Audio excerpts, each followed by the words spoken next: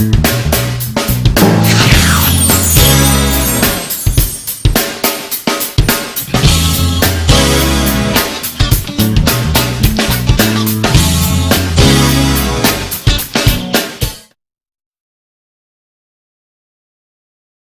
do want to take this opportunity, though, to say thank you to the residents of Caroline Lakes.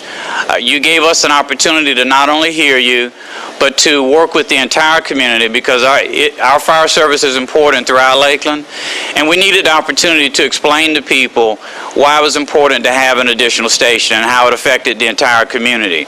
You gave us an opportunity to do that, and you were very patient, even though you understood that a 12-minute response time to your neighborhood was totally unacceptable, and we heard you loud and clear. But we also needed a chance to explain to the entire community that you make investments in public safety, and this is an important investment to make, and we needed to make sure that we told them that story so that they understood that somebody didn't wake up one morning with a wild idea that we just needed to build something new and different that we hadn't had before in this community. So I can't say thank you enough, and I know our firefighters, and they're appreciative as well, because this is something that they have been asking for since, where's my chief? Now, it was before 2006, Chief.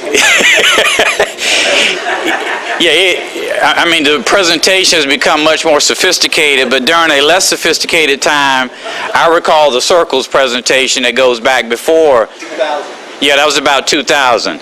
So this is something that we understood needed to be done for some time, and we appreciate your patience and your support as we worked our way through that. And I just can't say thank you enough for that. I want to thank all the members of the commission for being here and for their willingness to work through a very difficult issue, including going out and having town hall meetings, not quite knowing what people's reaction was going to be. We knew there were those who were quietly telling us, you can't do this, while we were hearing rather passionately from those who told us we should do this. But we did get work through it as a community, and we got to a very good place. And now, Kevin, am I introducing Doug next? Okay. And Mr. Thomas is going to come up next, and then we'll get a chance to hear from our fire chief. Doug?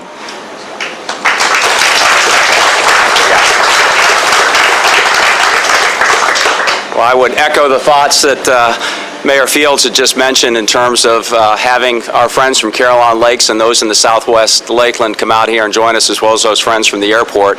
This is a milestone date for all of you. I really appreciate the partnership that you've had and the patience that you've had in working with our team and our city commission. And I want to reiterate what Mayor Fields has said in terms of city commission, being able to support a plan that gets you a temporary station starting today.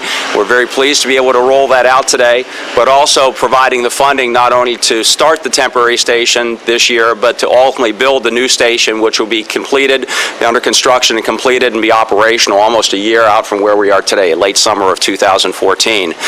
It is not often we get to roll out a $800,000 piece of equipment like you see behind me today. I know the guys have been very proud in working through the manufacturer and making sure as it meets our specifications and dealing with the issues. This one actually came from Wisconsin. We got delayed a little bit because of some of the snowstorms that took place up in Wisconsin, which is why we missed our June 1 deadline, but we got to June 10th today. But I certainly appreciate everyone's patience. But the guys have been working through it, getting it outfitted, and we really are just pleased and honored to be able to enhance the public safety services we have throughout the city of Lakeland, but specifically here in Southwest. We've completed our hiring of the additional personnel. They've been deployed to various stations. This particular temporary station will have 6 individuals. It will be dedicated to the municipal side in addition to the other personnel that have been here all along for the Aircraft Rescue and Firefighting piece of equipment, which is right next to us over here. Now, the fun part is getting to introduce Chief Ballard, because he gets to talk about all the stuff that goes with that $800,000 piece of equipment that's behind me. So with great honor, I want to bring out our Fire Chief, Gary Ballard. Thanks so much.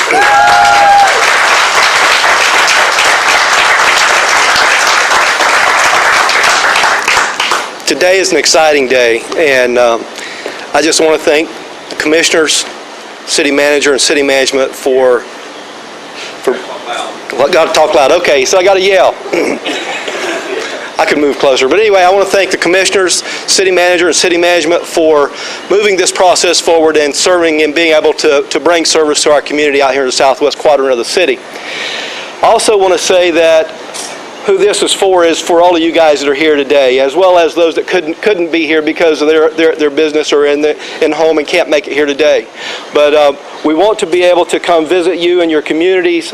Our firefighters that we have here are trained and ready to go to work, and I would like to introduce them and tell you a little bit about the truck here.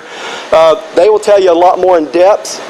This truck here, as they said, was about $800,000 in total piece of equipment, as well as the apparatus itself. It is a 1,500 gallon per minute pump. It carries 750 gallons of water.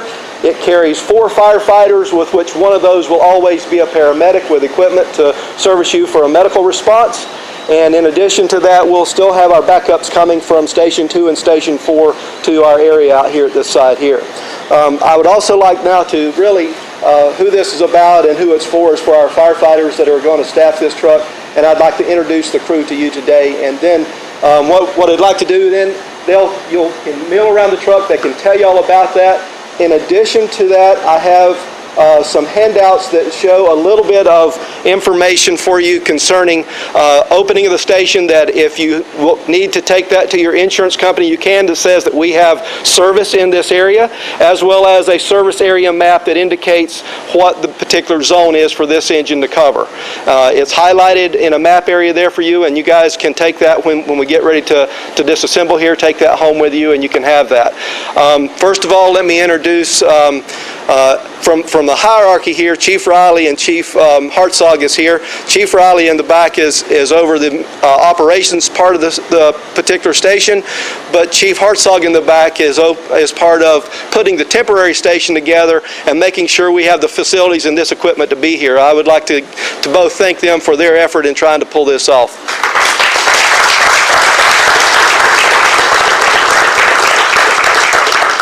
It was a little challenging because we thought we had the June 1 date, and then we had some delays that set us back a little bit, but the team came together, and I'm very proud of them for that.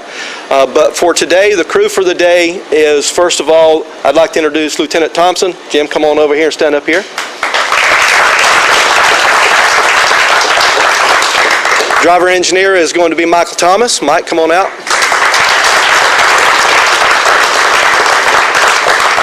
We have firefighters today, John Fezzi,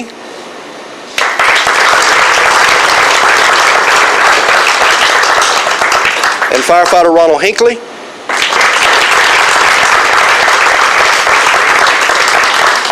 This is the engine crew for Engine 71.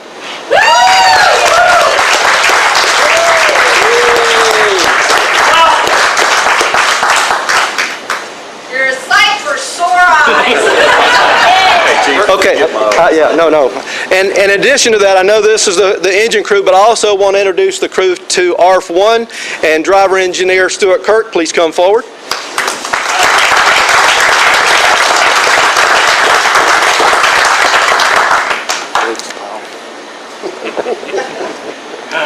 And then we have firefighter Mark Sloan, who is riding with Stuart today.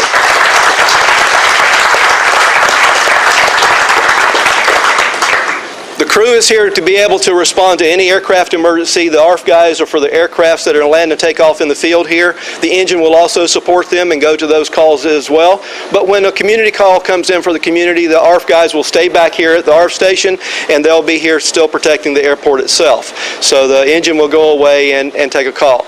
As I think I heard Chief Riley say this morning, and we were holding off on putting this into service as far as in the CAD system and it recommending it for a call. I think about 15 minutes ago it would have taken its first call. So if we had ran that call, it wouldn't have been here, but another engine from Station 2 or 4, I'm not sure which one, caught that call, but it already had a call for service in this zone this morning. So, yes. Just to know about that call, that was your official last delayed call. That's correct. That's a really good point. So with that, I don't want to take up a lot of our time here this morning. We want to put it into service, and we want you to see this apparatus and see what it's all about. Touch it, feel it, look at it, and then we'll kind of gather up, and you can take pictures in front of it. We'll do all sorts of things here. Yes, sir?